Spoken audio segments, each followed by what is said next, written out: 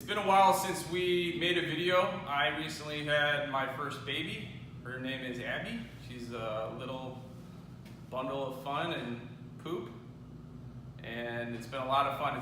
She's about 2 weeks old today as we're shooting this video, and I decided with my brother to take some time to focus on that. So we're back, and we're gonna keep on bringing you videos.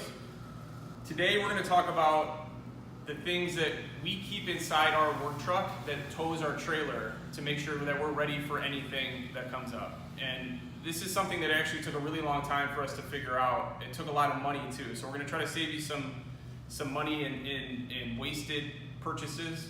A lot of spray foam's problems can be solved on site if you have the right tools.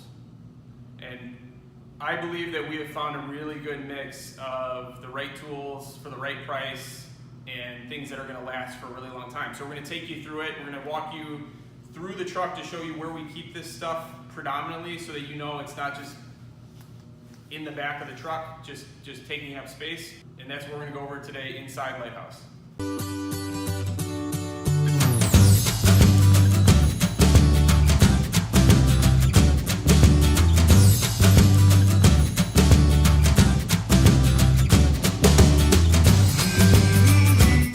Before I show you what we have hyper-organized inside of the bags that we have in the back of the truck, I'm going to show you two things that stand alone.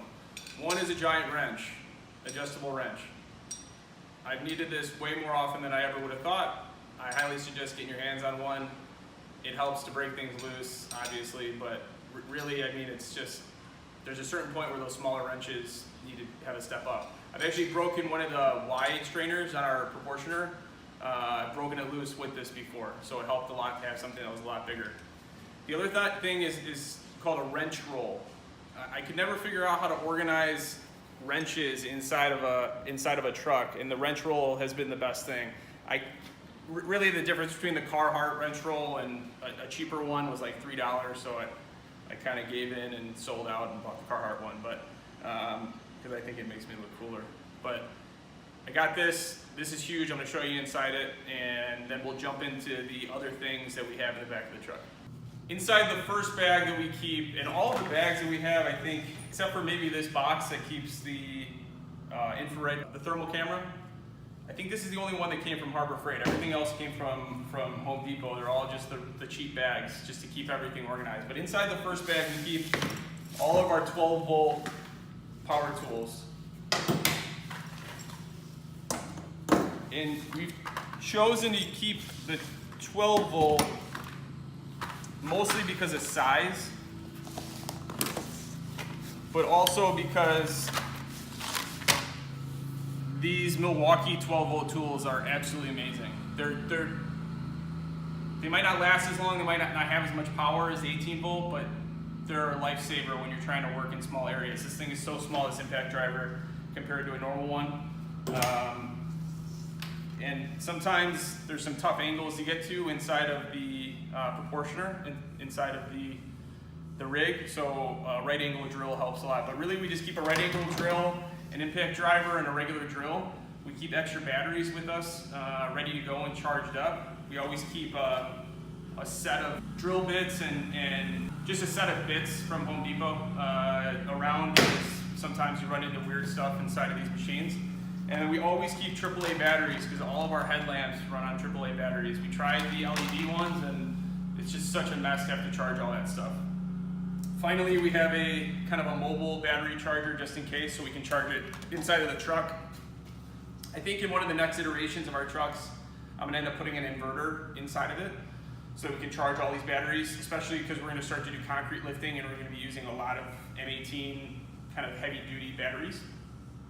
But that's down the line. That's not something that we've done yet. But these have been amazing for us. All the extended life batteries are huge. It does cost a lot of money, guys. It's hundreds of dollars of batteries, hundreds of dollars of tools, but there's no better feeling than knowing that you have what it takes to fix something when you're on site. I promise you that it's going to cost a lot more money to have to come back to that job site than it will be to have this stuff ready to go. In the second bag that we keep in the truck, I have an impact wrench, battery-powered impact wrench. I actually bought this when I first started the installation company, and honestly, I probably would have bought Milwaukee if I was doing it again. But this Bosch one runs forever. It's never given me a problem. It really helps to have like a heavy impact wrench, especially a battery-powered one ready to go. You never know when you're gonna have to change out a big bolt. But inside this bag, we kind of keep miscellaneous things that we need. Anybody who uses anything pneumatic is gonna know you need to have some air hose repair kits ready to go.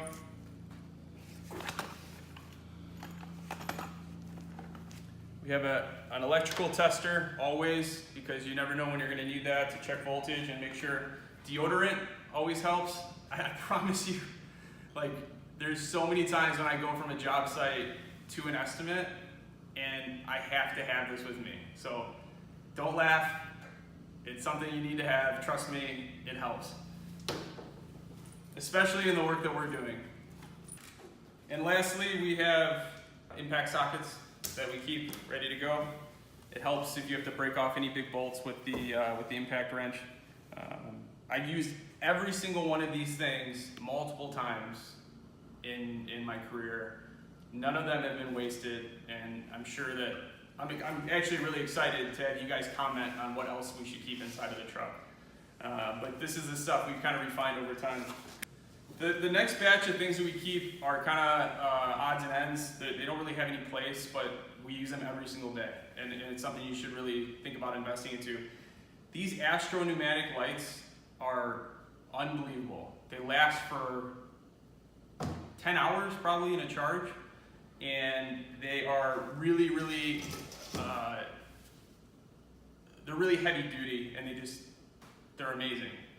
We keep them inside the truck, we keep them inside the trailer. They're magnetic, they're not going anywhere. Really kind of an indispensable piece of what we do. Inside this box is our thermal camera, and the thermal camera that I bought, because I didn't really think I needed to buy something that was, you know, $1,000 or more, is just an individual FLIR. If we find it on Amazon, we'll link it in the description. I know I got it off Amazon. I think it's called the C3, FLIR C3, and it's like basically having a phone that's a thermal camera, but I didn't like the FLIR ones that attach to our phone, because as soon as the new phone comes out, it wouldn't work. It's a really great way to check your work with spray foam, because you can see where you've maybe had some gaps. It's also really helpful on estimates when clients are kind of wanting to see some more proof of problems in their walls or in their attic space. So this helps a lot. Next, we have measuring devices, a tape for windows, because I don't know if you ever tried to measure a window with a laser measure, but you look really stupid when you're doing it. A tape is a necessity. You always run into times when you need to measure stuff out, especially on estimates. And then these laser measures are no-brainer. They're $150.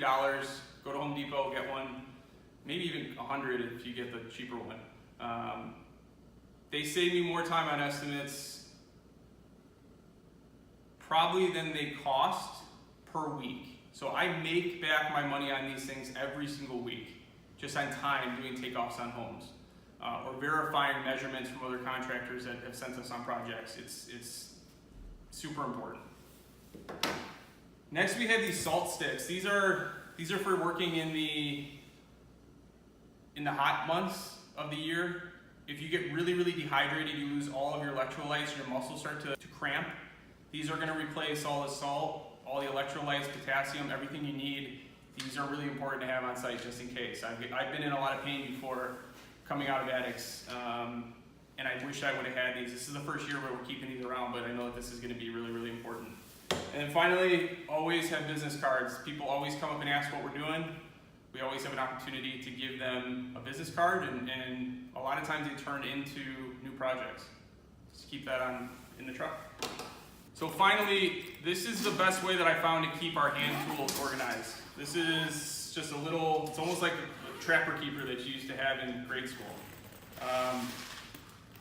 This is where we keep the hand tools that we need, and everything I've tried to keep multi-purpose. So obviously, like a channel lock helps a lot. Vice grips are really important. I don't even think they sell this anymore, but this multi screwdriver is unreal. Super strong, it doesn't break. It's got every bit that you need. Wrench, adjustable monkey wrench, thread tape for all the pneumatic stuff. This is the best thread tape we found. It's called Fast Tape. Hopefully you have it by you. And then always some Allen keys, some Allen wrenches. Also for us, because we run multiple trailers, this is a smaller hitch ball so that we can switch it out just in case we have something happen. This is really helpful. You can keep all your hand tools organized inside your truck and you're never without them. The final piece of our kind of on-site survival kit that we have is actually pretty new. I actually just 2 weeks ago started putting this together. This box is everything that we need probably once a year. That when you need it and you're happy you have it. Right now this is just holding some bungee cords, but hopefully I'm going to be able to add in some other things to it. Wheel chocks are really important. Anybody who's had a trailer knows that if you're on level ground, you've got to block these. These actually kind of aren't great, but they're the only ones that really fit. We typically use those rubber ones, but this is like last minute just in case. We've ran out or forgotten them at the shop enough times that it drives me crazy. So we're adding that to the box.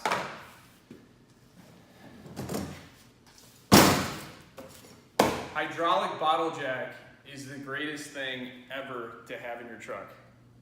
And you just gotta trust me on it. If you've ever dropped the trailer off of anything that was holding it up, or you needed to jack anything up, it's really hard to use a normal jack. The trailers are so heavy that it's hard to use a normal jack, and in the field you don't have a lot of space. So we have a 12-ton hydraulic jack on the truck at all times. It helps a lot when you're in trouble.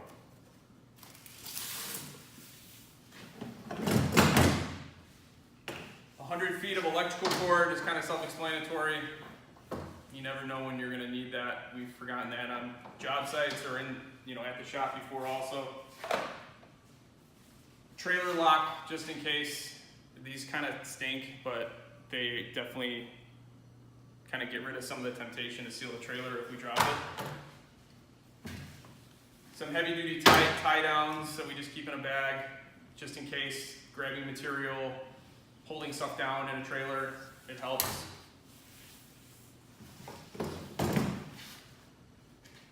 A hatchet that one side is a blade and the other side is a hammer. Buy yourself one of these. It's $30. I literally used it the other day to cut down a tree. I'm not kidding. Cut down a tree with this the other day. So I had to do it. I won't go into why, but also if I had had to drive in a nail, I would have been okay also.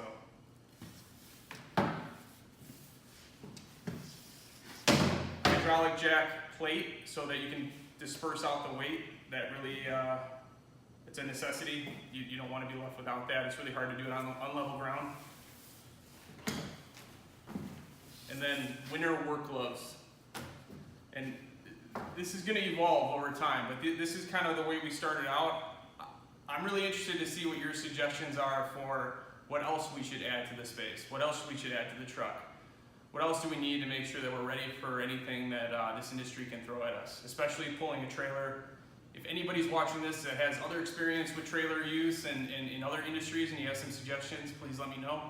The last thing that doesn't fit into any of these categories that we have is a good set of ladders. Usually an A-frame ladder and one of the kind of multi-form ladders we keep in the back of the truck.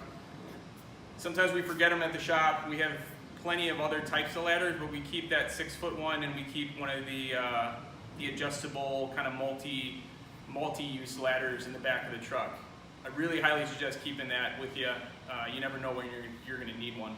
So thank you so much for hanging in there during the break. We're really, really grateful for our subscribers. We're really looking forward to adding so much more information on here.